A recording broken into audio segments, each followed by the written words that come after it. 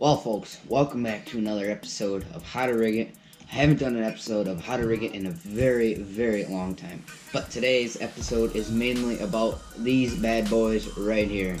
Yes, you guessed it right, jigs. So today I'm basically going to teach you on what color jigs you should use for certain types of clarity of water.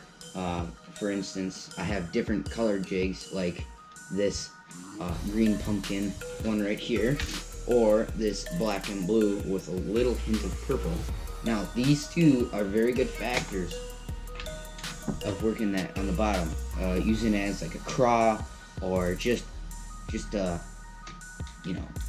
fish's attention. Anyways, without further ado, let's get into today's episode of How to Rig It using jigs. Now, one reason you might want to be using a jig is because, first of all, the water might be super calm, or it could be a little choppy, but the sun is out.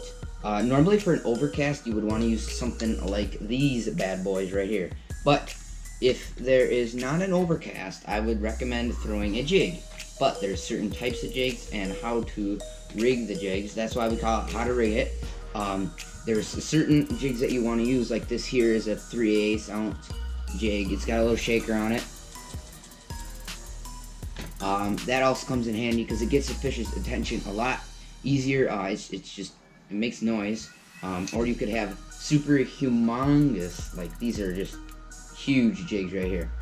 This is my big jig that I throw for like 5-pounders, but obviously I'm not gonna catch a 5-pounder because that's not my PB. Sad. Anyways, this is a smaller jig. You'll see me throw this quite a bit just because you don't always have to throw a big jig like this here, like these two here, 3/8 ounce jigs. You don't have to throw the really big jigs to catch big fish.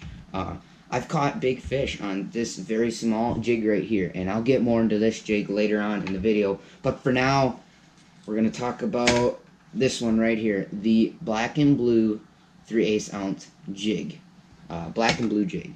Now, this here jig comes in handy a lot of the time, and I'm going to show you how to rig this one up and the conditions that you throw it in.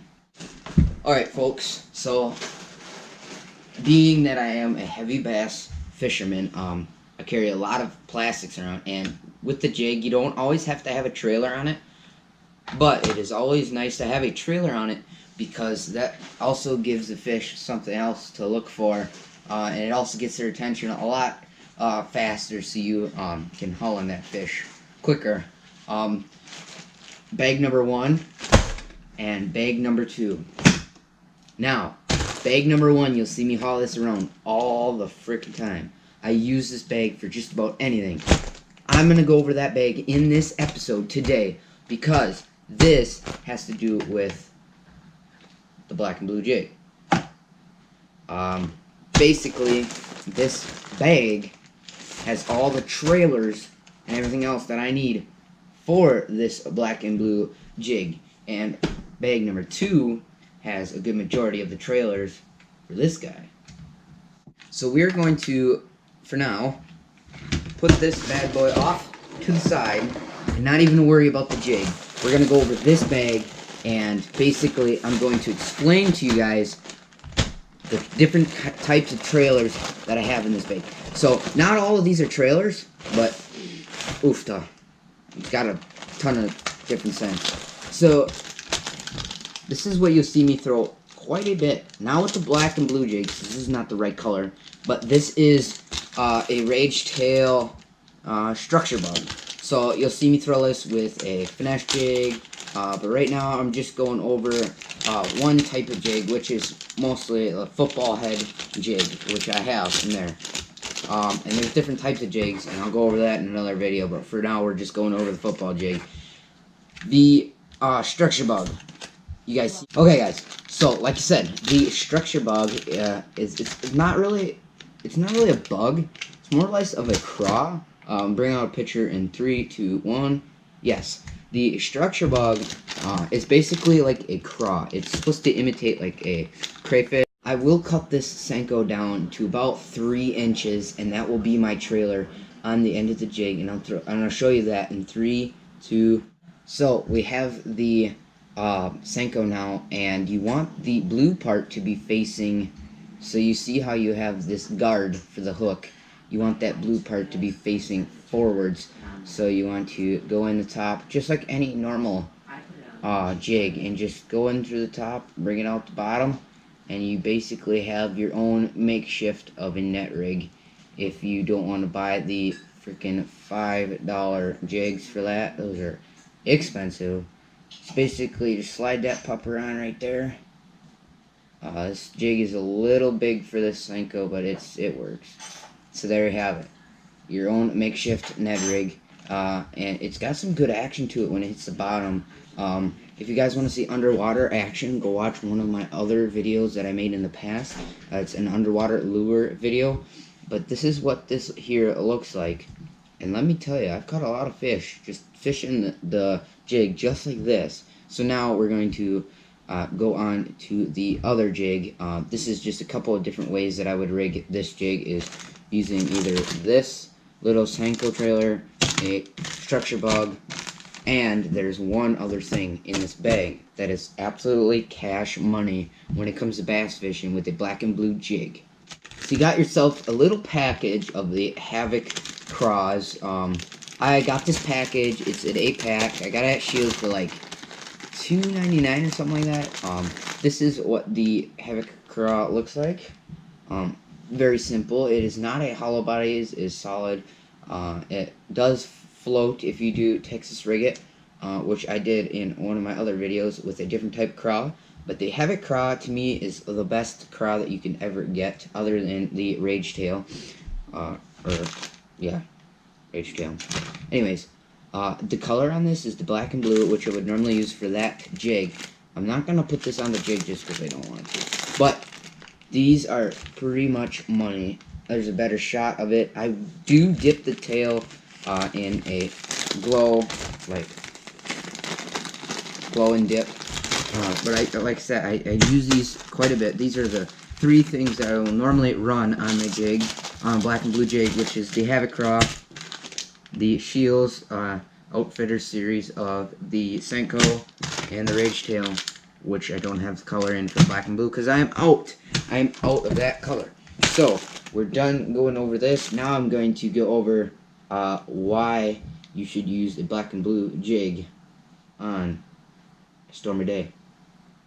So basically, you want to use the black and blue jig if you go fishing after a storm or the water is really, really murky. You want to use that black and blue jig just because it will stand out. You want to do like opposite colors. So when you have clear water, you want to use something like the brown jig, or something really bright like a, or like a jerkbait, like a dark, like not a dark jerkbait, but more of a brighter jerkbait. Like the color would have to be like pink and purple, just really, really bright. You want to use different, like, brighter colors in clear water. But for the black and blue jig, you would want to use that on like a murky water situation with a little bit of an overcast. It works excellent. Or just darker water in general. You want to use that black and blue because that will really stand out, and a really different contrast of colors, and it will stand out. Trust me, it will stand out. So now we're going to move. We are done with the black and blue. Now we're going to move over to the green pumpkin jig.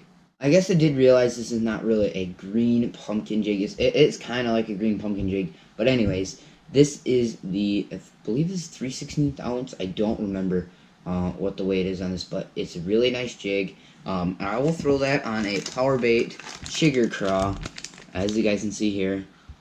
These have scent in the bag, so I always keep them in the bag. But I do keep it in here, which is a different compartment to keep the scent lasting longer. I don't want to pull these out because these absolutely stink. Chigger craws, they stink. But as you guys can see, kind of, the color is absolutely perfect. It matches.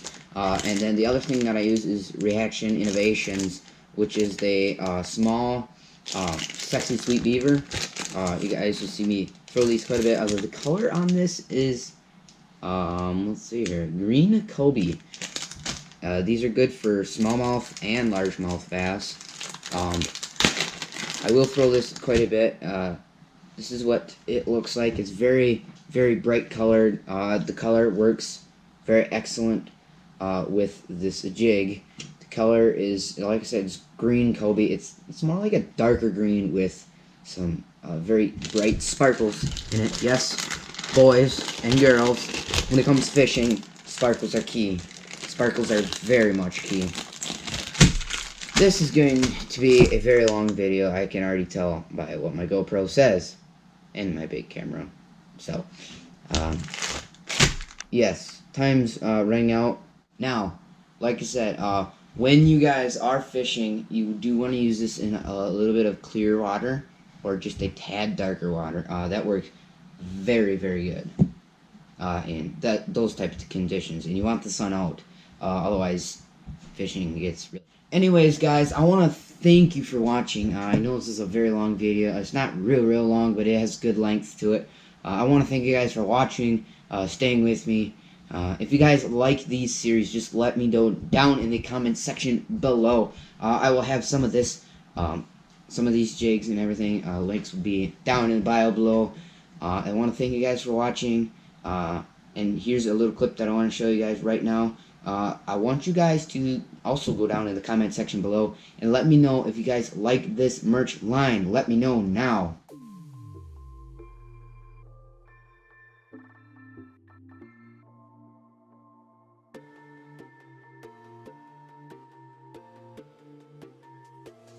So I hope that you guys like this merch. If you guys do like this merch, let me know down in the comment section below. Just comment love it or don't love it. And I will go from there. I will make adjustments if I have to. And then pretty soon the merch will be coming out. But I don't think I will drop merch until I'm at 200 subscribers. So get there, guys. Get there to 200 subscribers for me so I can get you guys a t-shirt.